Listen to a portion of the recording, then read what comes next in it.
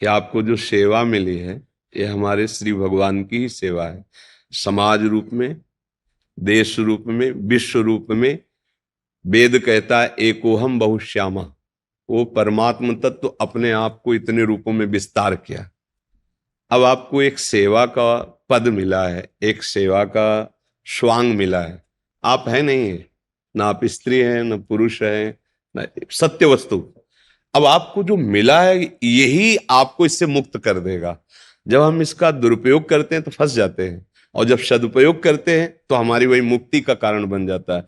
तो ये सेवा ईमानदारी से अपने देश के प्रति, अपने समाज के प्रति हमारा भगवान का भजन होगा।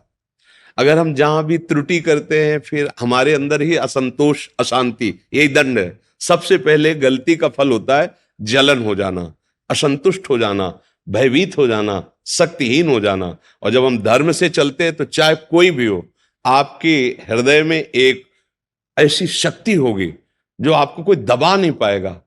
तो यही भगवान का बल कहा जाता है।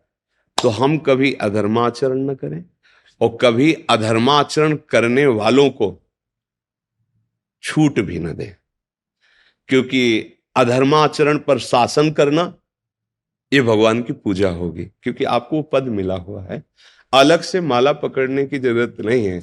जब कभी आपको समय मिले तो जो भगवान का नाम प्रिय हो उच्चारण कर लीजिए।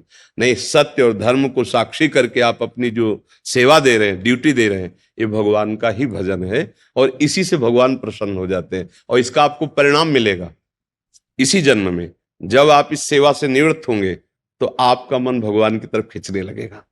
और अगर आप त्रुटि कर दिए तो आपका मन विलासिता की तरफ खींचने लगेगा। विलासिता, भोगों, संसार के राग। जीवन का लक्ष्य है तो छूटेगा शरीर, आज नहीं तो कल ये पद भी जाएगा। तो कम से कम हम जहां चढ़ चुके हैं अब इसके नीचे न गिरे, अर्थात हम मनुष्य शरीर में आ गए। जैसे आप जितनी सुविधा पा रहे हैं उससे अब नीचे रखा जाए तो कष्ट होगा। तो मनुष्य शरीर में जो हमें बुद्धि है, विवेक है, बल है, वो अन्य किसी योनियों में नहीं है। अन्य योनियां कर्म बंधन से युक्त है। या तो भगवत प्राप्ति हो जाए और या तो फिर हम मनुष्य बने और ऐसे सत् कार्य करें कि मुझे भगवान मिल जाए। जीवन की सार्थकता भगवत प्राप्ति में है और वो सत्य में होती है। भले नमक रोटी खाना पड़े पर धर्म से चलेंगे तो हृदय शीतल रहेगा। और जब आप परिवार में आएंगे तो आपकी दृष्टि में हर्ष होगा, सुख होगा देख के। और जब आप अधर्म का, तो फिर आपका हृदय जलेगा। और जब आप घर में आएंगे तो असंतुष्ट हो जाएंगे। अधर्म से कभी किसी को शांति नहीं मिली।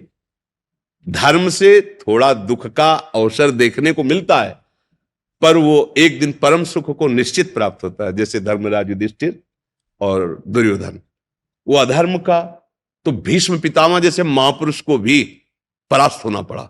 और धर्म तो वनवास जरूर मिला लेकिन सिंहासन पर वही विराजमान है। इसलिए धर्म का आश्रय लीजिए।